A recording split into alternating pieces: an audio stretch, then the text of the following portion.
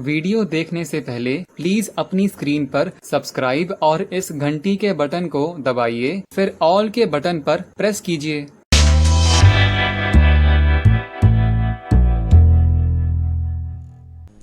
Africa को 450 साल 16वीं शताब्दी से 20वीं शताब्दी के उत्तरार्ध तक लूटा है अंग्रेजों ने। और दुनिया की सबसे बड़ी सोने की संपदा अफ्रीका में, दुनिया की सबसे बड़ी चांदी की संपदा अफ्रीका में, दुनिया की हीरे की सबसे बड़ी खदानें और सबसे ज्यादा खदानें, सबसे बड़ी सबसे ज्यादा टनों टनों हिसाब से हीरा निकलता है, टनों टनों हिसाब से सोना निकलता है, टनों टनों के हिसाब से चांदी निकलती है, टनों टनों के हिसाब से बेशकीमती पत्थर वहां निकलते हैं। अफ्रीका जो गरीब दिखता है भौतिक रूप से, वो प्राकृतिक संपदा के रूप में दुनिया का सबसे अमीर इलाका है। आज भी अमीर इलाका आज भी 450 साल की लूट के बाद भी उसको लूटा इन अंग्रेजों ने, और लूटा ही नहीं, बर्बरता से उसका दोहन किया, खत्म किया। मैं तो कई बार अफ्रीका का इतिहास पढ़ता हूं और भारत का इतिहास पढ़ता हूं तो बहुत दर्द के साथ आपसे ये कहना चाहता हूं कि भारत पर जितने अत्याचार अंग्रेजों ने किए हैं उससे 1000 गुने ज्यादा अत्याचार अफ्रीका पर किए हैं अंग्रेजों, 1000 गुने ज्यादा। हमारे यहां तो अंग्रेज अत्याचार करके सोना चांदी धन दौलत लूट कर ले गए, लेकिन हमारी जातियों को खत्म नहीं कर पाए, हमारी सभ्यता को नेस्तनाबूद नहीं कर पाए, हमारी संस्कृति को जड़ मूल से अंग्रेज नाश नहीं कर पाए।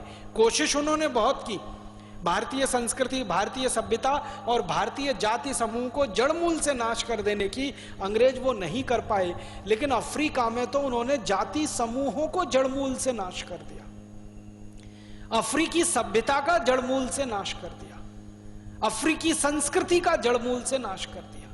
आपको सुनकर इस बात का दर्द होना चाहिए दिल में कि अफ्रीका के सैकड़ों जाति समूह जो 400 साल पहले हंसती खेलती जिंदगी बिताते थे, वो जड़ मूल से खत्म हो गए हैं, वो जातियां खत्म हो गई हैं पूरी अफ्रीका में। अब वो जातियां ही नहीं बची हैं जो 400 साल पहले हुआ करती थी। और अफ्रीकी संस्कृति और सभ्यता जो 400 साल पहले हंसती खेलती दुनिया को आदर्श और दीपक दिखाने वाली थी, वो आज सभ्यता के नाम पे नामो निशान मिट गया है उनका। जो भी कुछ है इस समय अफ्रीका में, वो सब अंग्रेजों का और अंग्रेजियत का दिया हुआ है। उनकी अपने खान पान, उनके अपने रहन सहन, उनकी अपनी वेशभूषा, उनकी अपनी संस्कृति की भाषाएं।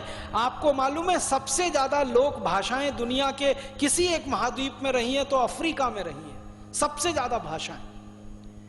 हिंदुस्तान के बारे में आप कल्पना करते हैं, हिंदुस्तान तो कोई महाद्वीप नहीं है, लेकिन एक महाद्वीप का छोटा सा खंड है।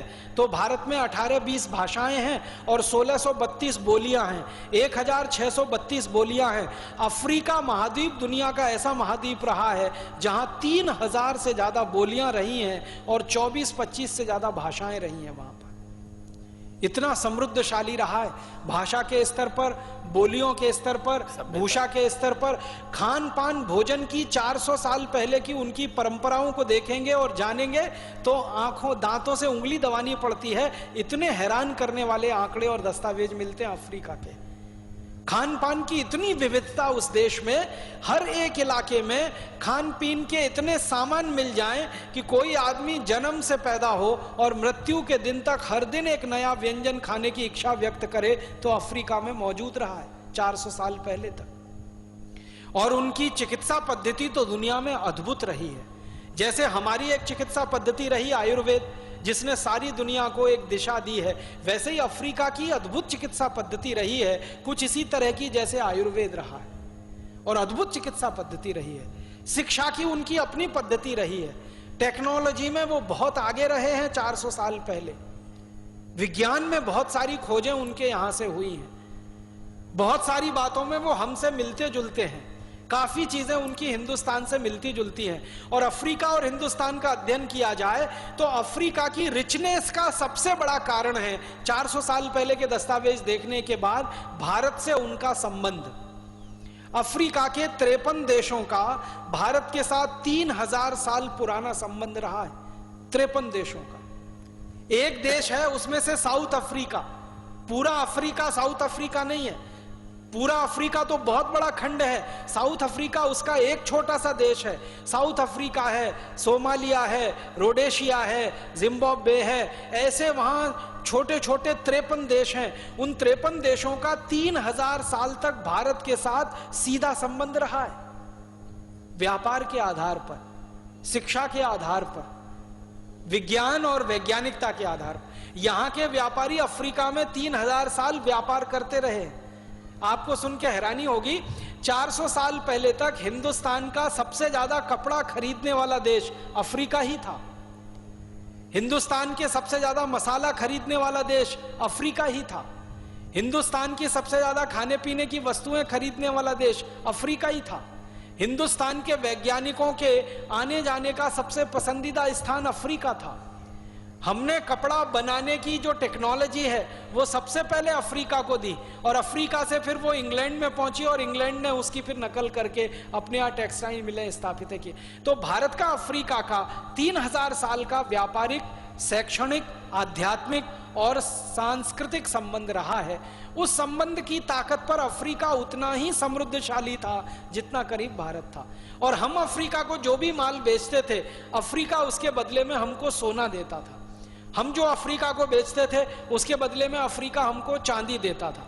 हम जो अफ्रीका को बेचते थे उसके बदले में अफ्रीका हमको हीरे जवाहरात देता था। इसलिए भारत में सबसे बड़ा हीरे का भंडार इकट्ठा हुआ, इसलिए भारत में सबसे बड़ा सोने का भंडार बन गया, इसलिए भारत में सबसे बड़ा चांदी का भंडार बन गया। आप जानते हैं भौगोलिक रूप से भारत में सोना पैदा नहीं होता ज्यादा। कर्नाटक एक राज्य है और वहां भी एक छोटा सा जिला है कोलार, उस जिले में 2-3 खदानें हैं सोने की, लेकिन दुनिया का इस समय सबसे ज्यादा सोना भारत में ही है। ये अफ्रीका के साथ 3000 साल के हमारे जो संबंध रहे हैं उसका परिणाम है। हमने 3000 साल अफ्रीका को ऐसी वस्तुएं बेची जो उनके यहां नहीं होती थी, और अफ्रीका ने 3000 साल ऐसी वस्तुएं हमको दी जो हमारे यहां नहीं होती थी। बार्टर सिस्टम का व्यापार हमने अफ्रीका से किया। भारत का सबसे बड़ा व्यापारिक साझीदार अफ्रीका रहा 3000 साल। ईसा के जन्म से 1000 साल पहले से महात्मा ईसा की बात की जाती है ना, फर्स्ट एडी की बात करते हैं, उनके जन्म के 1000 साल पहले से भारत और अफ्रीका के व्यापार स्थापित हो चुके थे, और भारत के मूल व्यापारी वहां जाके व्यापार करते थे, और अफ्रीका के लोग यहां आकर बहुत कुछ सीख के वापस जाया करते थे। तो भारत और अफ्रीका का सांस्कृतिक, आर्थिक, आध्यात्मिक और वैचारिक सब तरह का संबंध रहने से जब वहां की समृद्धि बहुत जबरदस्त थी तो यहां भी वो थोड़ी सी समृद्धि आई, और हम भी उनके जैसे ही समृद्धशाली हुए।